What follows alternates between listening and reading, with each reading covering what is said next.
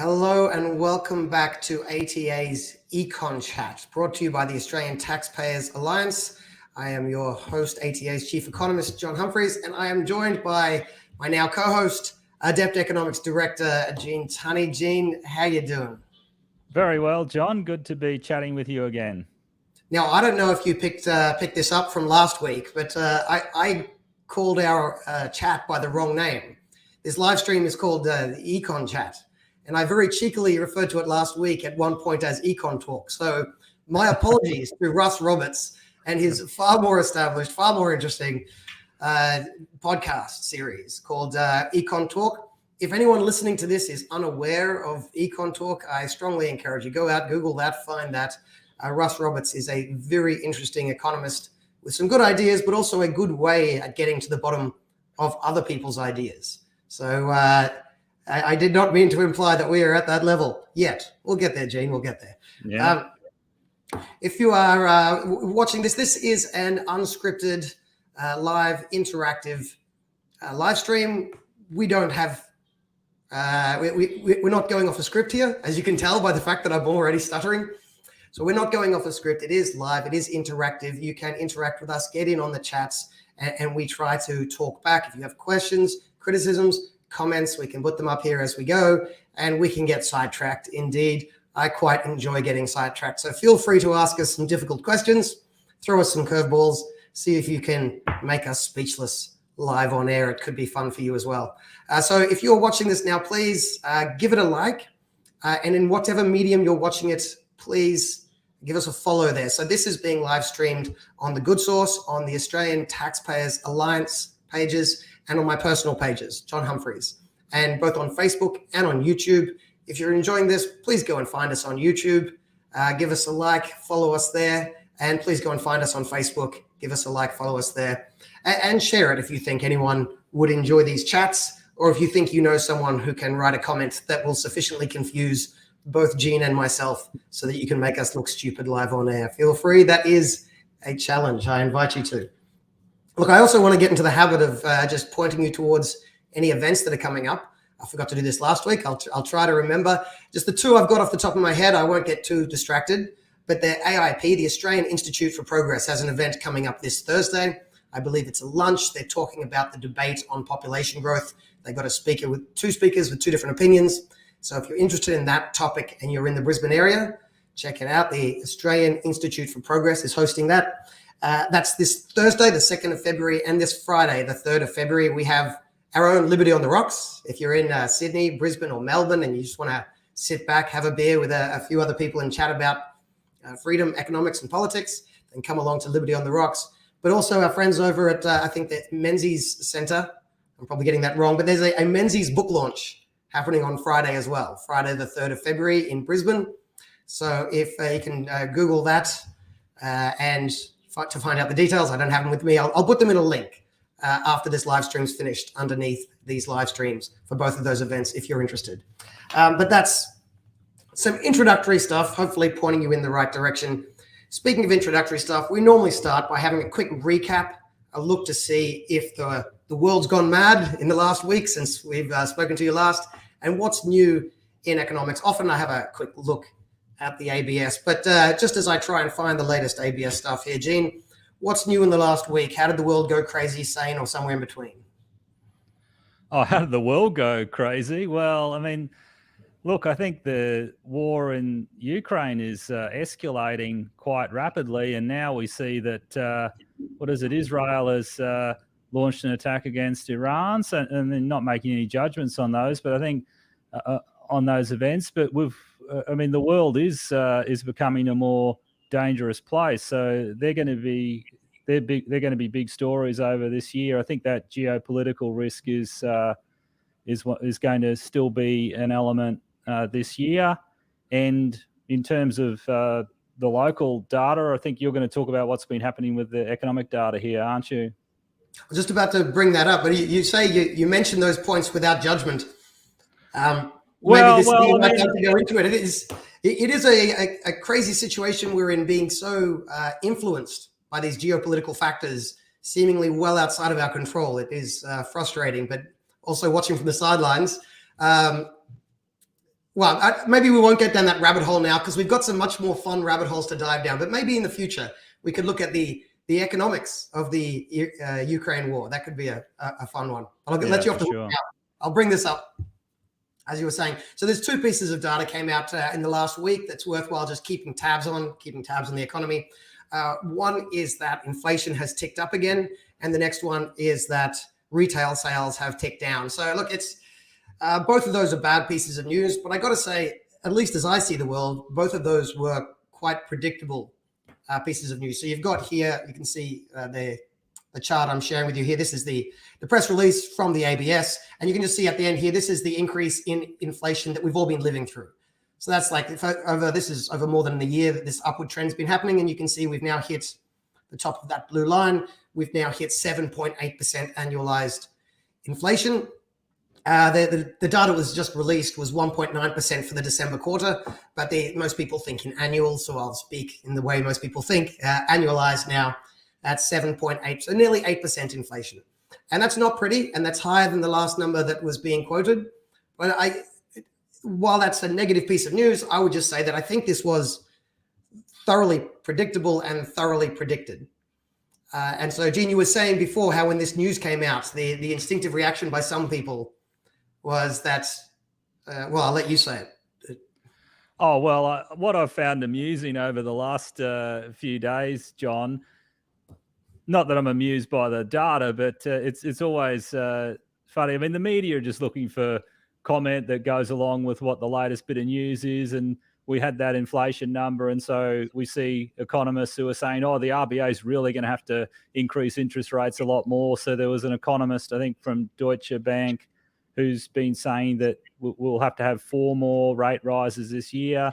And so there was that bit of data, and now there's another bit of data you're going to talk about very soon, where now they'll find a commentator or so actually they should pause. So I mean, it's so hard to know what's going to happen, what's in the RBA's mind, because we've got these data that are arguably conflicting. So I think you're going to cover that other piece of data now, aren't you? I was, yeah. I'm going to say I think I know it wasn't you saying it, but you're quoting other people. That is what they say. I want to push back against the idea that it's conflicting.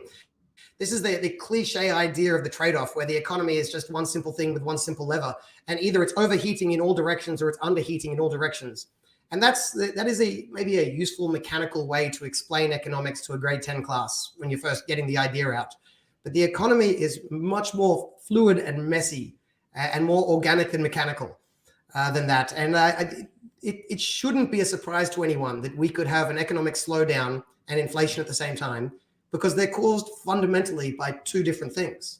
You have a slowdown by a lack of productivity growth fundamentally, and you have inflation by printing too much money.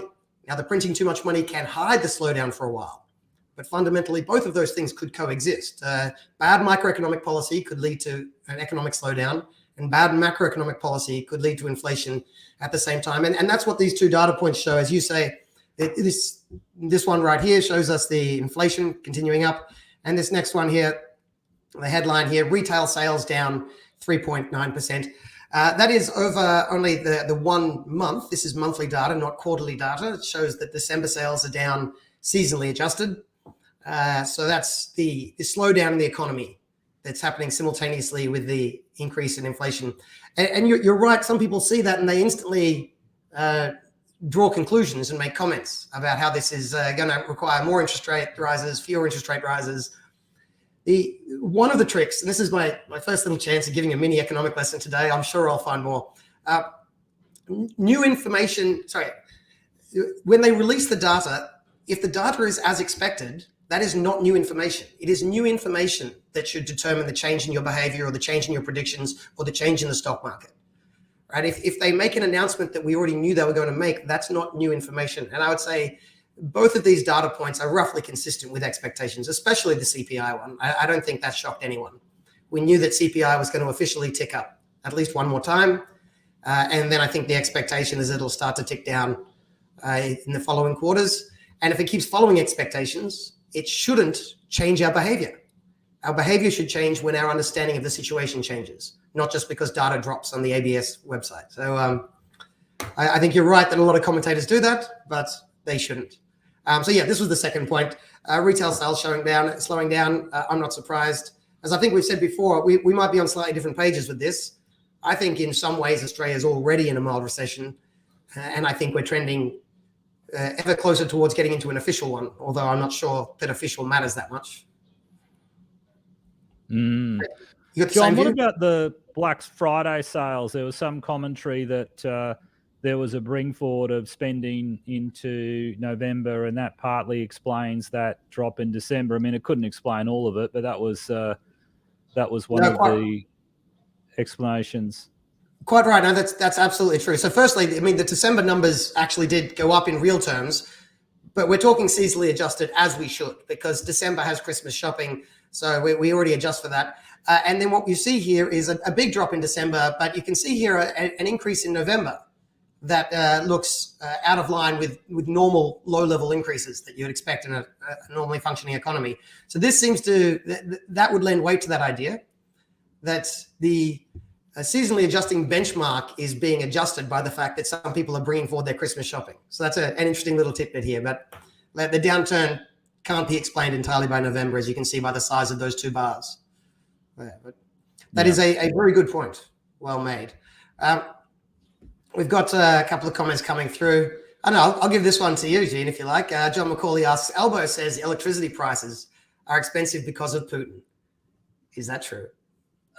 Yes, to some extent, or to probably, a lot of the reason is that. But there's also the fact that we had issues with reliability of the system. I mean, we had that crisis last year, middle of last year, when we had, because we didn't have enough generation capacity, and that was partly due to a lack of maintenance during the pandemic. Apparently, we couldn't get the people to travel around or come from overseas or wherever they have to come to service the generator. So I had a chat with an engineer on my podcast about this, and look, it's complex. It's partly Putin. It's partly the fact that we're going rapidly into a world with more renewables, less reliable power. And if you get the renewables and you don't have the backup storage, then that can create big problems for your grid.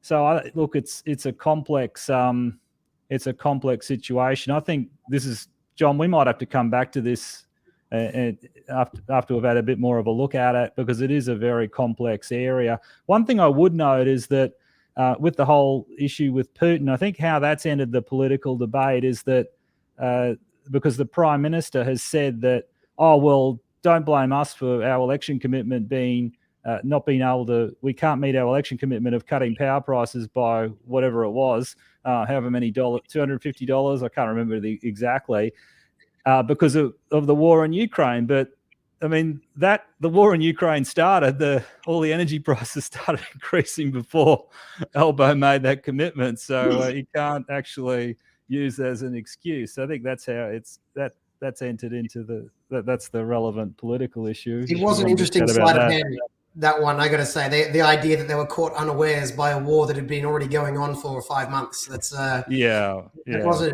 odd piece of political sophistry, although you'd expect it. Look, to answer John's question, firstly, I agree. Maybe we should do a deep dive in this and bring it back as a subject we bring intentionally here. And then we might have a few more interesting data points to give you. But off the top of my head on this one, it is undoubtedly true that it's part of the story. Now, it is in their political interest to exaggerate how much of the story it is, because the other parts of the story is Australia's energy policy has not been focused on ensuring cheap, reliable energy for a long time, because there's been other boondoggles to chase, other political votes to chase by saying that energy is about something else. Cheap, reliable energy is hugely, fundamentally important to the success of any country. And for growth in any country. But we got sidetracked for a while thinking that, we can just take it for granted. It goes without saying we have cheap, reliable energy, so we can introduce all of these other goals that we're going to search for that are something other than that. And that's also partly to blame. And of course, the government has little incentive to admit that part of the equation, so they play up the first part. But I don't want us to fall into the equivalent trap in reverse and try and pretend that it has nothing to do with it, because it certainly does. And the reason is, and this seems strange to people, because we have enough gas in Australia So we don't need European gas. We have enough petrol in Australia. We have enough uranium in Australia. We just choose not to use it. We have enough coal in Australia. So why would a disaster on the opposite side of the world impact us? And the reason is that we're involved in international trade. So when the international gas price goes up, our gas price goes up because our gas producers have the option of selling it to us, or Australian gas energy producers, or they could ship it overseas. Now, it's not exactly equal, so it doesn't just exactly go up, but it does impact it because we are in a globalized economy. So when international coal prices go up, even though we have enough coal and we don't have to export it, we are in the export business. So when the export price goes up, that lures the coal overseas. To keep the coal in Australia, our price goes up a little bit. So it is something to do with, right? So we shouldn't deny that, because denying that puts us on weaker ground. It's far better to be on the solid ground of being correct, and that way we can push back much more strongly. So let's admit that's part of the story, and then push them back with the other part of the story. Why didn't they focus on cheap, reliable energy for the last 20 years instead of just trying to be loved by the international three-letter agencies? So that's my answer to that one. A few other comments coming in. I like this one. I do have a drink and I am settled in. That's a response to my original comment. So welcome, Percy. Welcome, everyone else. Look, I'm going to look through these comments as we have our next chat. We're going to break into... We've now got a new format here where we explore two stories. Jean brings one to the table. I bring one to the table. This week, Jean's going first. So, Jean, with nothing further ado, what is your topic for today? What are we looking at? Okay, thanks, John. Look, I think we have to chat about this essay by the Treasurer, Jim Chalmers, Capitalism After the Crises. Rather extraordinary for a Treasurer to publish something like this. I mean, although we had the former PM, Kevin Rudd, publish something similar about how he was going to save global capitalism in, I think it was around February 2009, while we were all busy in Treasury with actually managing the budget and all of that. Somehow the PM found time to write a 8,000-word essay, and now, I mean, Jim Chalmers has done, well, I think his is 6,000. It may not be as long as the one Rudd wrote.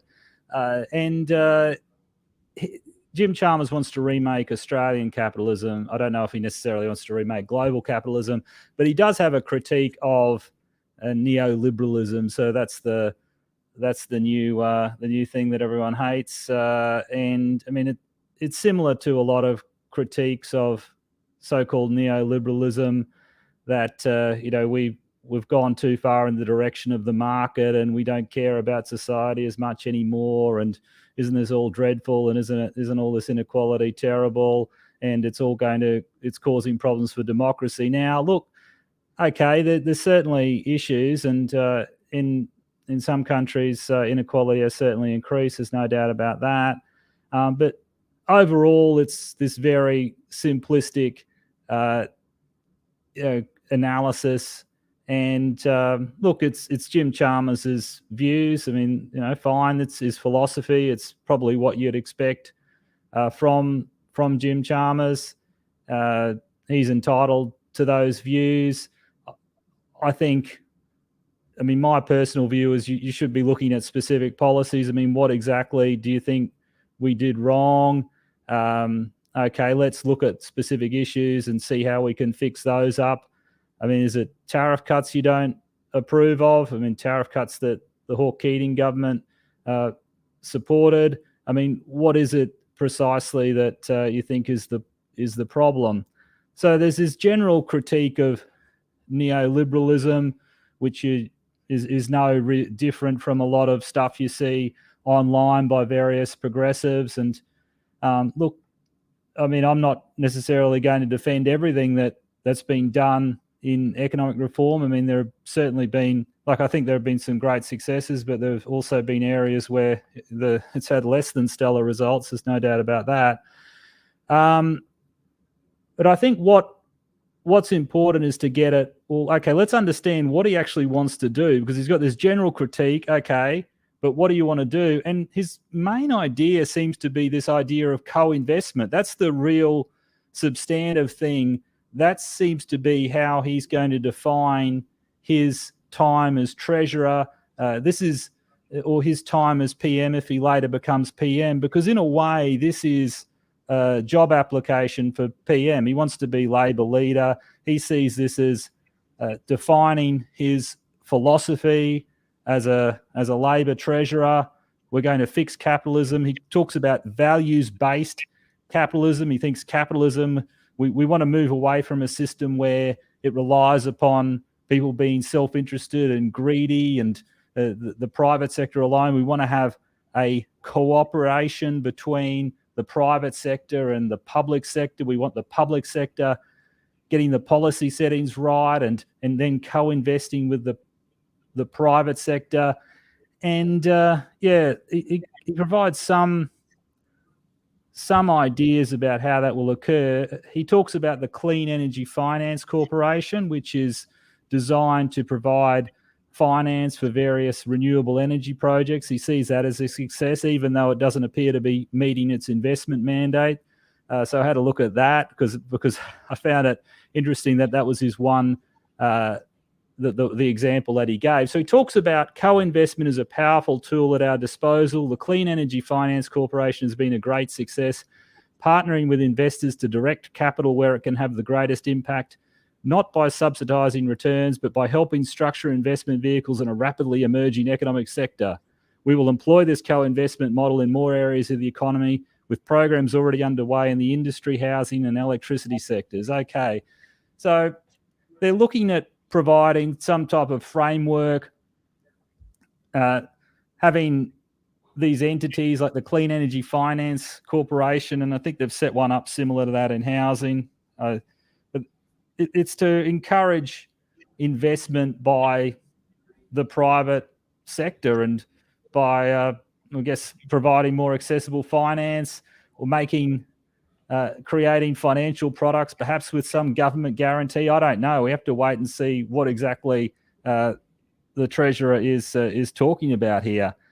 That's where I think we've really got to focus. This seems to be his idea of how he's going to be this innovative, new wave Labor treasurer. And I think Nick's made a good point here in the comments that they want the super funds to invest in some of these areas such as housing or in infrastructure. But again, I mean, we've got to ask exactly how they going to do that. What I see as a risk is the risk that the government provides some sort of guarantee, or it does provide finance. He's saying it's not subsidized, but I mean, you've got to wonder about if it isn't subsidized, or if the government's not making finance more readily available than the market would, than the banks would, then what exactly is the market failure they're addressing? Why wouldn't the private sector do it? So I think there is going to be some sort of subsidy or additional or risk taken on by the public sector that's not compensated for. And so when I looked at the Clean Energy Finance Corporation webpage on financial outcomes, I discovered that, and this is what, this is an institution that the Treasurer claims has been a great success. Its return, its lifetime annualized portfolio benchmark return. So this is the return that they've earned. So 4.38%.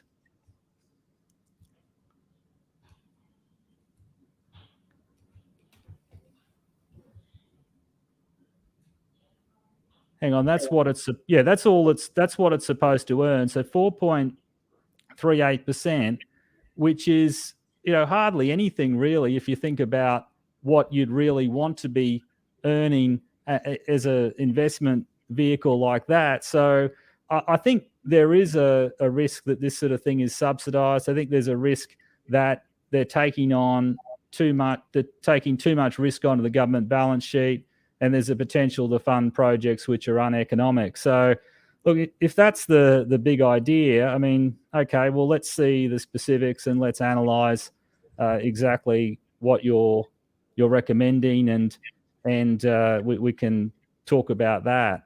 And there's that point about they do want access to the super funds money. They will have to make sure that it is a compelling investment opportunity to actually get that money, and that is a big risk. I mean, we don't. Yeah, those super funds, if they just invest in something because the government wants them to invest in it, then they are breaching their duty, their fiduciary duties. That would be a terrible thing if the government does direct where that money should go. So Nick raises an interesting point on that, and I think this is part of the problem, that we're sneaking up on this situation several ways. Super funds increasingly have social goals that they need to meet, as well as financial goals. You make a good point that, well, they need to show that they're going to meet the financial needs of the super investors. Increasingly, the super funds feel the need to meet their social KPIs rather than their financial KPIs. And if they're required to meet social KPIs, then they'll very easily get away with it. Remember, it's not like the super is optional. We're forced to give it. And if the government gives the super funds, who have guaranteed access to our money, social KPIs, you must do something social. By the way, here's something social we want you to do. You can imagine it happening even if it doesn't have financial returns. I think that's what I think Nick's point is. Nick can correct me if I have not expressed her concern accurately. Please jump into the chat again, Nick, but that's my understanding of your point.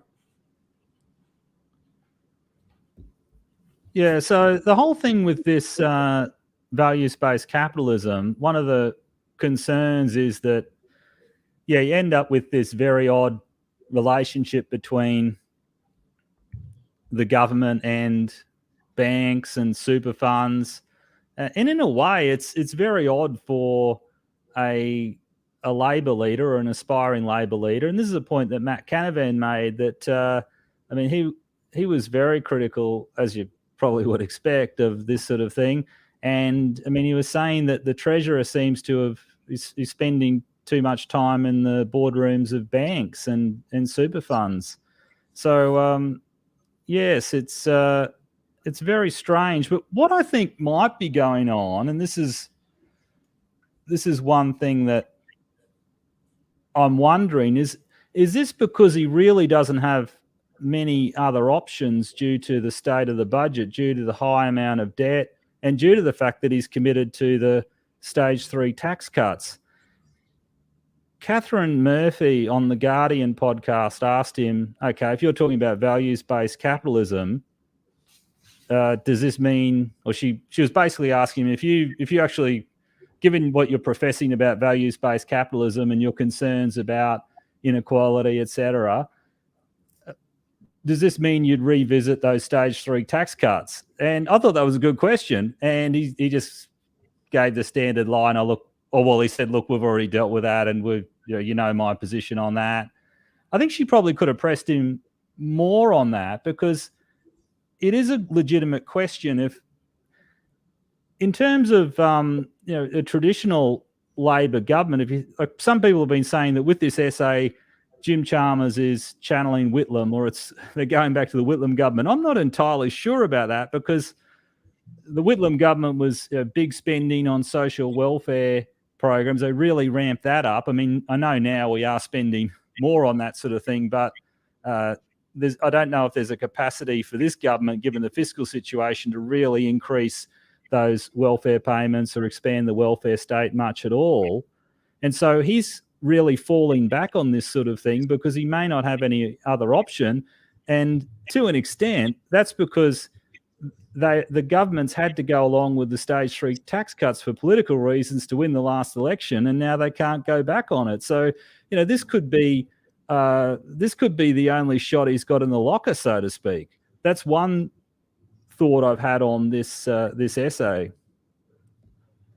Yeah, it'll be interesting to see what they do in the next budget in terms of tax. I suspect they'll sneak the tax rate up going to that. Look, I think they were just politically hamstrung with their previous commitments. And quite frankly, I think they made the right decision to stick to their promise, both because I'm a big advocate of the stage 3 tax cuts, but also politically, if you want to keep any political capital, you can't just line up lie after lie after lie in your first year in power.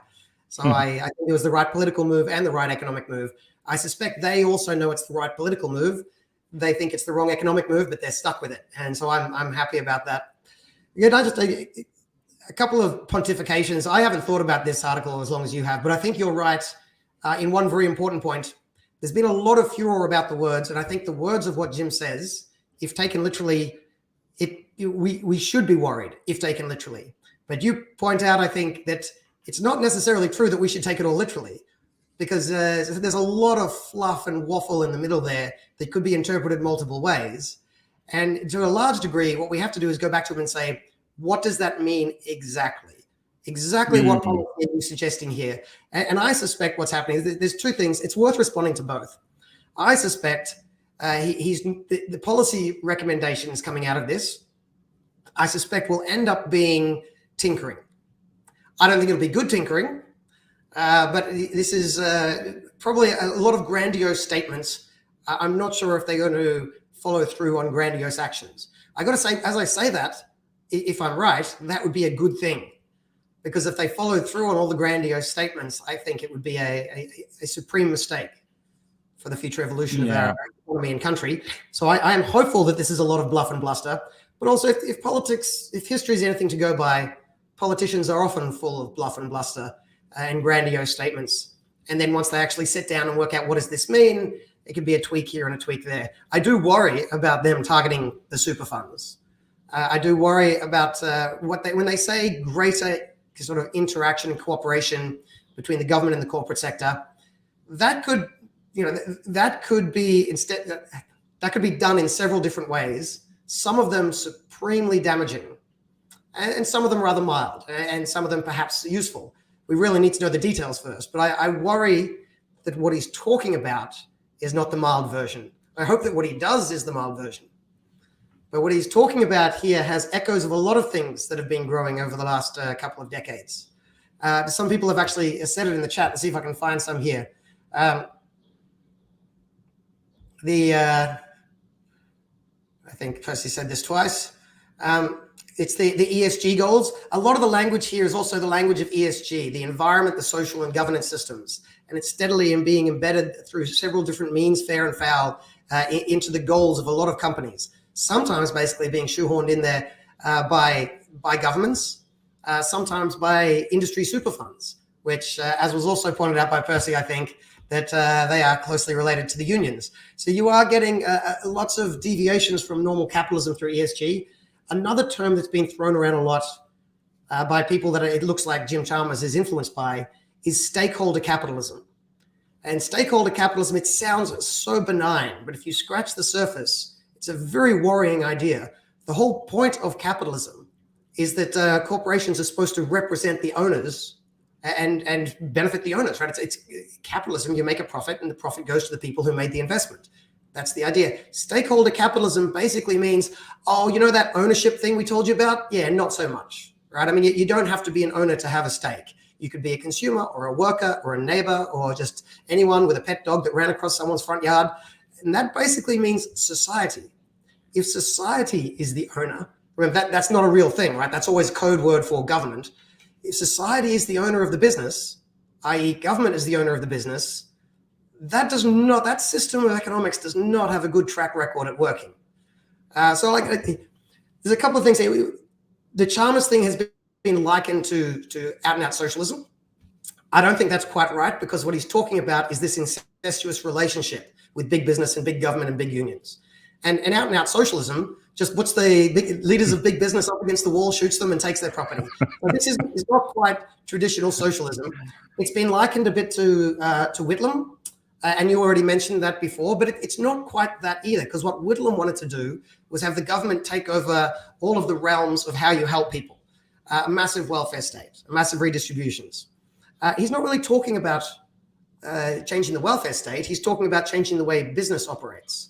So it's not quite socialist. It's not quite Whitlam-esque, what I call neo-socialism. It's instead this incestuous mix of big government, big corporations, big unions. And we need another word for that. There was a word for that. This is not a new idea. This is the thing I'm seeing showing up by some of the op-ed writers. Look at this wonderful new idea. It's not Whitlam. It's not Marx. It's a new idea. It's actually not a new idea. These ideas have been around for quite a while. They were quite prominent about 100 years ago. They were quite, I believe Jim Chalmers is a follower of an Italian Economist at the moment, these ideas were very popular amongst a certain Italian politician from about 90 years ago. If anyone knows their Italian history, Odysee, the Mussolini ideas were basically exactly this. But we don't need to get rid of business. What we do is we need to have a really close relationship between big government, big business, big unions. We all work together. And it may be better than or more efficient than socialism, but it's a bloody dangerous system. And of course, if you actually call it fascism, everyone gets upset because they say, no, Jim Chalmers doesn't hate the Jews. Look, fascism isn't only, the economic system of fascism isn't just about being a Nazi. The economic system of fascism was quite literally the idea that big business can exist, but they just have to cooperate in bed with big government. That was literally the idea of the fascist model of the economy. And it's not a new idea. I don't think it has a good track record at actually working as an economic idea. And I'm not trying to say Jim Chalmers is a fascist. I'm just simply saying that we can look at how this has worked in the past. And I don't think it's been pretty. The other thing to note about this is they talk a big game about how much they want to cooperate with big business and integrate with them. It's as if they're unable to draw a distinction between the market and a business.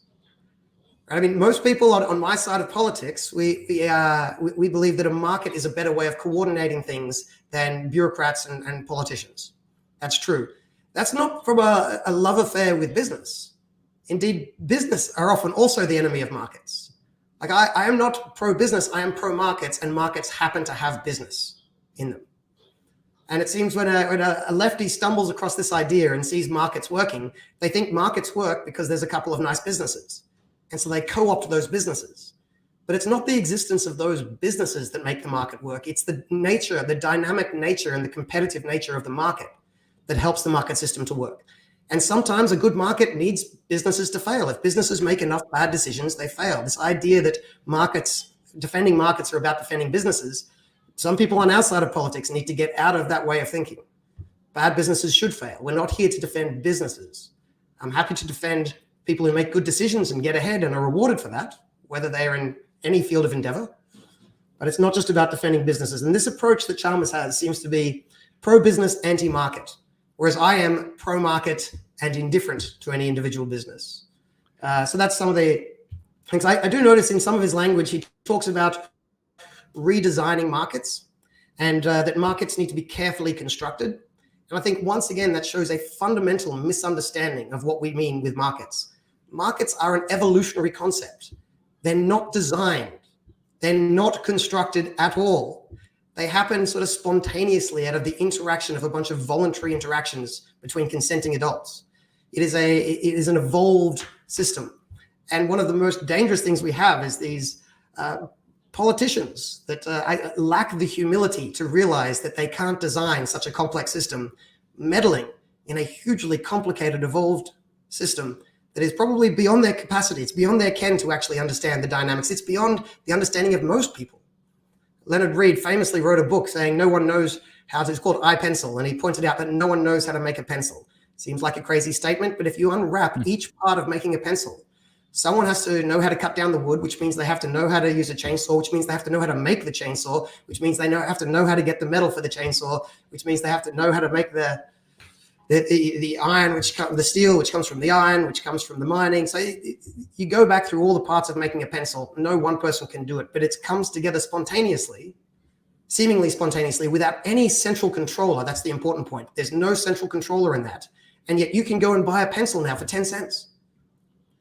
It involves the cooperation of literally thousands of people around the world who speak different languages and may not even like each other. They may hate each other. And yet thousands of people around the world all coordinated and managed to bring you a pencil at your local store for 10 cents. That is insane. And there is no controller. It wasn't designed. It wasn't carefully constructed, as Jim Chalmers seems to think. It was a spontaneous order coming together. And that is the dangerous thing I think there is when these politicians decide that they need to redesign markets in their own image. And often they have wonderful goals, right? I mean, their vision of the world, their vision of the future is not some dystopian nightmare. That's just the accidental byproduct of their arrogance and their lack of humility. So anyway, that's my rant on this. Now, I haven't spent as long thinking about it as you, so maybe I'll have to duck into it a bit more over the next week and see if I have any more. Well, I want to have a closer look at just what these vehicles are and how they intend to direct investment. I mean, he talks about, well, we're not going to pick winners. Okay, that's great. Oh, but we're just going to set the priorities. So it's like this state-directed model that the French had, I think, in the 50s or 60s. Like it doesn't, I wouldn't call it fascism. I'd call it corporatism or whatever the French used to call their system back in the day. But yeah, the government's got an idea of where the investment needs to go broadly. It's sort of national economic planning. That's the type of mindset. And one thing I'm waiting to see is, will they try and revive this idea of an infrastructure bank? So this was something that was raised during the time of the Rudd government, but got knocked down. Turnbull criticised Kevin Rudd as being Kevlani with reference to Kemlani, and there was the people were talking about, well, is this going to be the new transcontinental? I don't know if you remember. Was it transcontinental? Tricontinental, the merchant banking arm of the State Bank of Victoria that went bust in the late 80s, Victoria, when it just got into, just made all these crazy loans during that colossal boom in the late 80s. So there's a real risk to government balance sheets here, and I just want to wait and see just what they're proposing and whether there is some bold scheme like that the Treasurer could be announcing. That's what I'm going to be looking out for. Yeah, I think on the retail politics, that's the right thing to look for. I should reiterate, look, I don't actually think Jim Chalmers is intending to be a fascist, because I don't think he intends to follow through on the logical consequences of his own article. But I still think it's worthwhile pushing back on the substance of the article, even if I don't think he'll follow through on it. I don't want people to think of it as an ideal, because I still think the ideals in there are very dangerous. And look, I also take your point. So in reality, he'll be, whether it's fascism or corporatism, it'll be a watered down version of that. And we need to see the details. I agree. But still, the Steelman version of that is worth addressing in case it seduces the thoughts of any young people that stumble across his ideas. And on you make the good point that perhaps corporatism is the better word for it than fascism. I've thought about that a bit lately. That could work. I wonder, though, whether there is a difference between the two. They both involve this incestuous relationship of big business and big government. Perhaps the difference is who has the upper hand. And I think in corporatism, perhaps the idea is that big business has the upper hand and they kind of use big government as their tool for success. And in fascism, it's big government has the upper hand and they use big business as their tool for enforcement or getting things done. But anyway, that's a thought bubble there on what the potential difference could be. I don't know which one Jim Chalmers hopes he would achieve. Probably not corporatism, but I'll cheekily put that aside for the moment.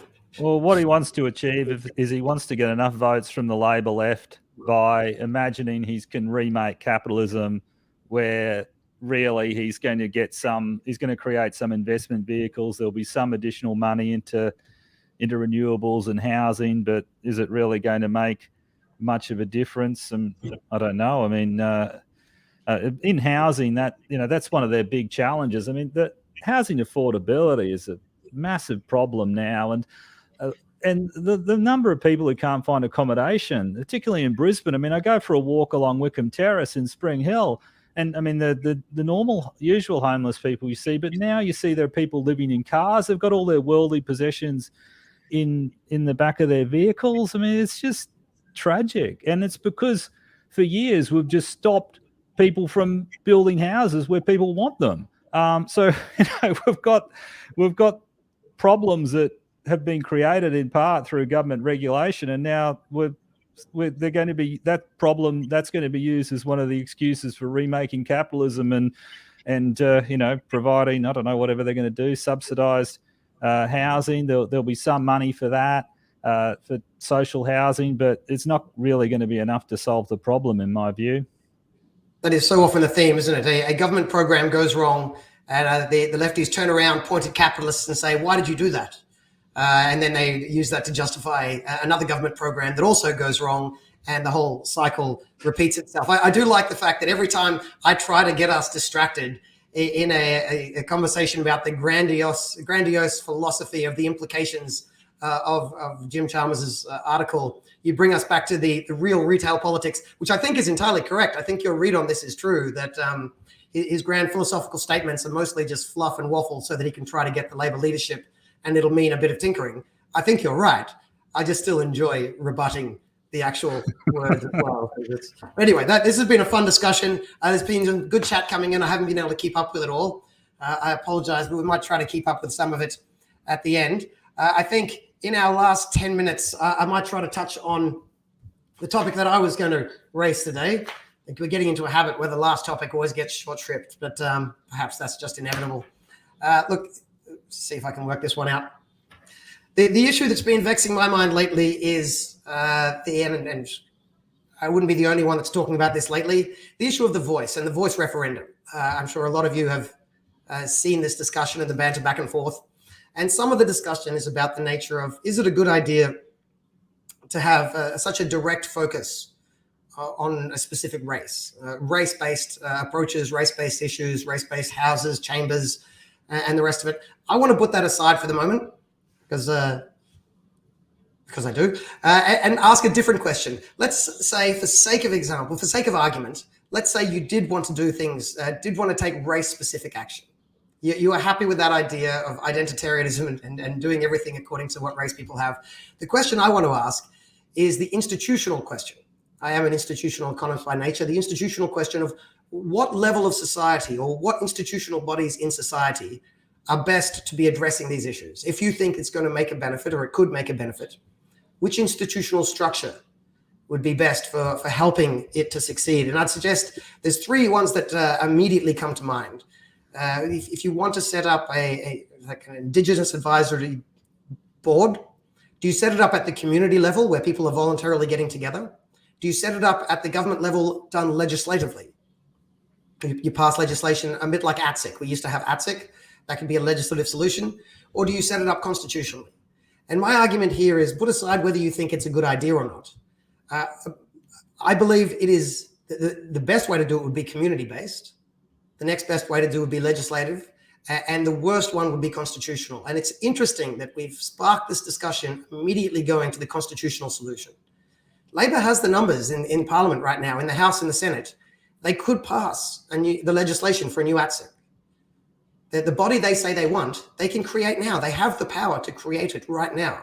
There's no reason they couldn't do it other than they've just chosen not to do it that way. Now, I would go a step further and say, wouldn't it be even better if instead of doing it themselves, they could have perhaps encouraged or incentivized a community-based group to come together? Like, I understand this idealistic libertarianism, hoping that we can just rely on people coming together. Like, maybe the Labour government isn't going to take that one. But of the options remaining, legislative versus constitutional, what is the upside to constitutional? Because I would suggest there's two very obvious downsides. One downside is that once something's in the Constitution, lawyers have a track record of discovering magic hidden words in between every magic hidden sentence in the Constitution.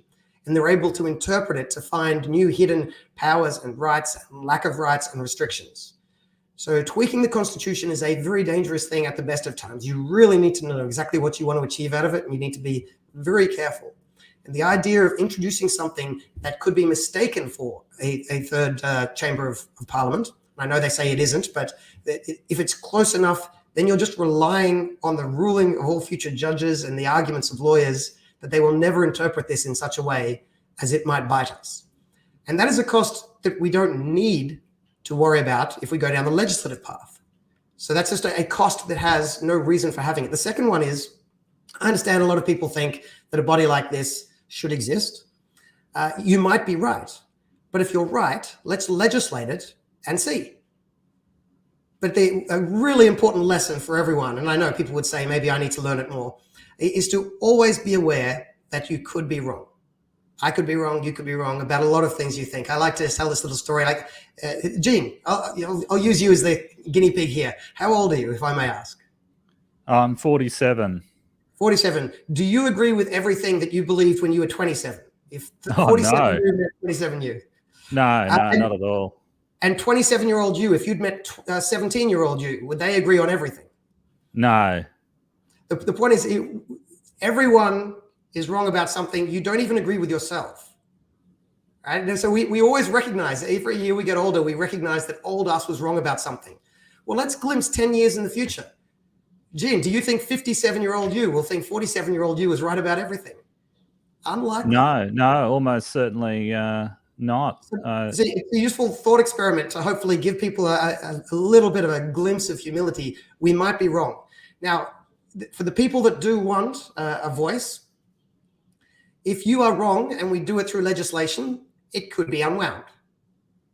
If you're right, then we'll learn that. We'll see it. The proof will be in the pudding. And if you're wrong, it can be unwound. But if we do it constitutionally, and you're right, no problem. What if you're wrong? It is really bloody hard to unwind it there. And then it's a potential plaything of lawyers and judges going into the future. So my argument, my strongest argument against the voice is not about whether it should exist or should not exist. It's this institutional question. And institutions are a really important part of economics, often undervalued in first and second year when you're going through. But I would argue that most things in life we're interested in the outcomes. The outcomes are caused by the actions. And the great insight that economists have over all of those other fake social sciences is we understand that your actions are determined by incentives. So you want the outcome, they're caused by actions. Everyone knows that. Economists understand it's nearly always caused by incentives. What are incentives caused by? Institutions. It's the fundamental building block of the way humans interact. And so I think it can be quite useful for us sometimes to stop and pause and ask those institutional questions. What level of society, what level of human interaction is best to coordinate this particular idea? And I think community first, if not that, legislative, but please not constitutional. So that's my argument. That's my institutional economics argument against the voice. What do you reckon, Gene?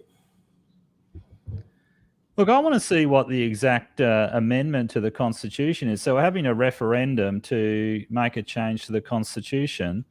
And if it's about recognising that Indigenous people lived in Australia before European settlement, then I don't have any problem with that.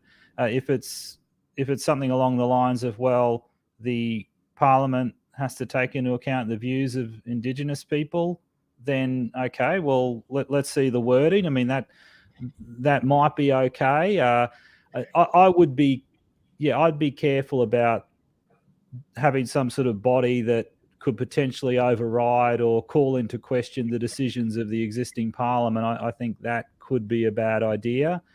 I am concerned about it, but I'd like to see what the model is that they propose. What's the exact amendment to the Constitution? I mean, I think, look, we ought to recognise that Indigenous people lived in this country before European settlement, and because those of us of European ancestry have, to a large extent, I mean, most of us have benefited greatly from living in Australia and growing up in Australia. And I think it's right to acknowledge that the Indigenous people lived here prior to European settlement. As I warned everyone beforehand, Gene is a ratbag commie bastard, but that's okay. That's why we get to disagree sometimes. Look, I'm taking the piss a little bit there. Look, I think the debate's gone far enough now that we know what they're after. It is either a constitutionally mandated chamber. Now, they're saying it's a chamber without power, but that goes to my point before about that's okay. That's a good argument as long as you trust every judge and lawyer. And of course, if you shouldn't trust any lawyers, but let alone all of them. But yeah, the idea of including something in the preamble or including a reference to everyone's debt to everyone else. That's actually what you said there sounds very similar to what Tony Abbott's been pushing for a while, to tweak the preamble to recognize, I think he says, recognize the Aboriginal heritage, the British Foundation, and the immigrant character of the country. I think that's his poetry, which is not bad poetry. But yes, I think the amendment might be something going a bit further than that. But look, maybe we can come back to this a bit later after the voice debate has raged for a while. We might even bring on a few people and pepper them with questions and see where we go with that. Look, feel free to bring up anything else while I'm slowly pausing to give you the moment. But there is a chance we may finally, after several weeks of failing, meet the goal of finishing inside the hour. So I'm going to go looking through for comments here. I think there's a few that might be worth addressing. Yeah, there was a good comment about housing and what happens if you picked that one too. I thought that was a good one. Yeah, that was I think well, my first take on this is, look, I'm not a big fan of the government really owning anything, full stop. But the bigger problem here is just if housing's your concern, and I think Gene spoke eloquently earlier about housing being a very real issue, not just something to debate to try to get votes, but it's becoming a very real issue for a lot of people. If you seriously want to address it, the conversation has to be about supply. And the Labor's policy here is about demand. It's about helping people to buy the pre-existing stock, which is not a long-term solution, right? So I don't think it's a good way to be changing the demand either. Look, changing the demand, it can help a little bit at the edges, because if demand goes up enough, it can put the prices up and incentivize people to build new houses. But it's only really solving it by driving the prices ever higher. So it's a bit of a messy solution. And the fundamental solution is increasing supply, and this isn't increasing supply. So that's my main complaint about this particular Labor policy on housing. What do you reckon, Gene? Yes, yeah, but I think supply is the main issue. I think we get into trouble if we think we can solve the problem with schemes like this shared equity scheme. I mean, what's it doing? This is the government's policy they took to the election. So it's giving 10,000 eligible home buyers a chance to purchase their own property. And so the government's going to put up part of the money, and then I think you eventually buy out the government share, if I remember correctly. But look, it's relative to the total number of people who are struggling with getting affordable housing. That's really a drop in the bucket, isn't it? And how much can they really do? This is why we should rely on the market to build housing, because it's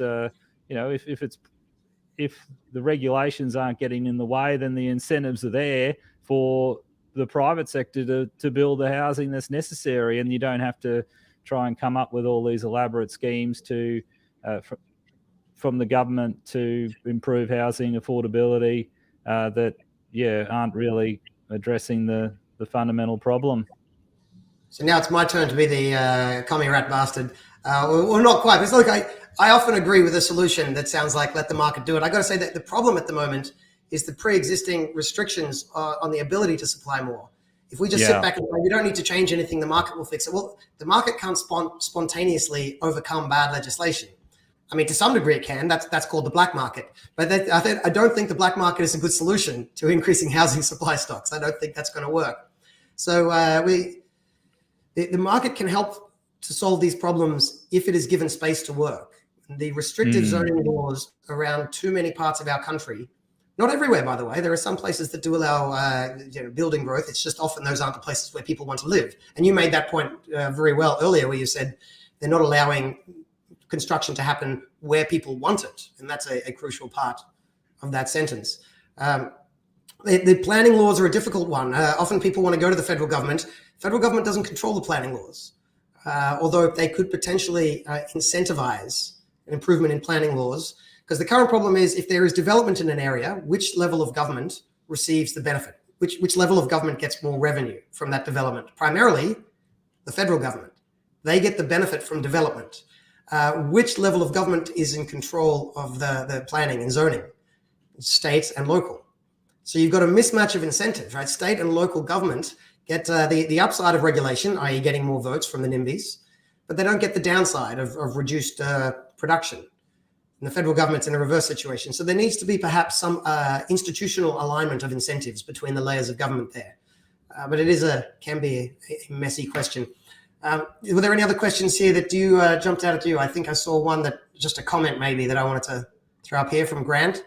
This is back on I think the Jim Chalmers story. Central planning went out with the Soviet Union. Super funds should concentrate on growing our money, not engaging in the financially backing dumb government interventions. I very much agree. I got to say, I don't know if you'd agree with this, Gene, but I believe the only way to fix super funds, if we're just relying on kumbaya and hoping that the super funds are going to be responsible and that governments won't meddle, then I think we've already lost. I think the only way to ensure super funds start getting their incentives better aligned is to make super voluntary. I know there's a lot of other things people say that they think they can do to make super funds behave better. I think the only thing that'll make super funds start focusing laser-like on keeping their customers happy, i.e. the people who save with them, that's their customers. How are they going to focus on keeping us happy?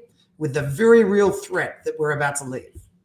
And I think that threat of leaving, that threat of exit, is the fundamental difference between like the market and the government.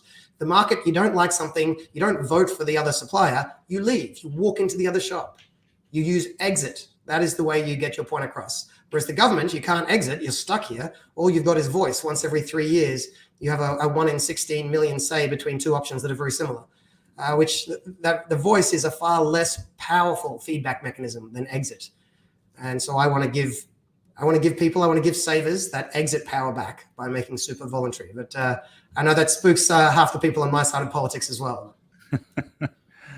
Yeah, let's talk about that another week. I've got a few thoughts, but I'll save them.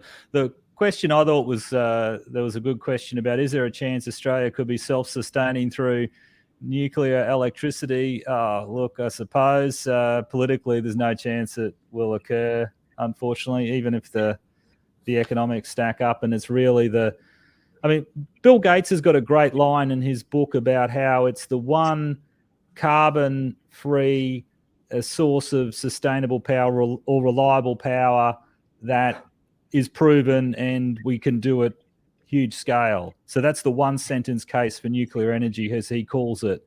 And if it may well be a good option for us, given that what we're doing now is we're massively ramping up the amount of wind power and solar power, and we're hoping that we can build enough stored this pumped hydros, which is going to cause, I don't know, there'll be all sorts of environmental challenges to this, but that's the hope. We're going to have all this pumped hydro, new dams or expanded dams, and we're going to have all of these, everyone's going to get a Tesla Powerwall. We're going to have the grid scale storage. There's going to be this huge investment in storage.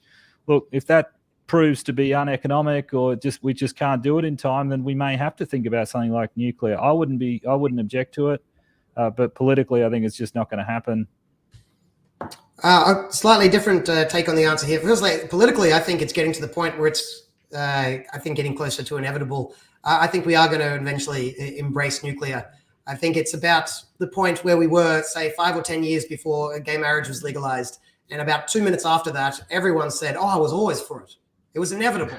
But about 5 years before it happened, Barack Obama was running around saying, no, we must never do it. So these things, when they switch quickly. And I think we're getting closer to the point.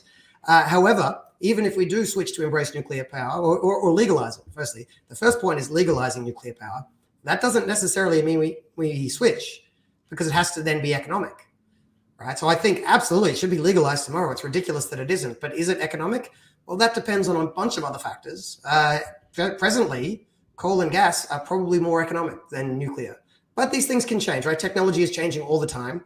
It could, if we did end up becoming primarily a nuclear energy powered economy, being self-sustainable there doesn't necessarily help us if we're still uranium exporters, because the international change in uranium prices will still change our uranium prices.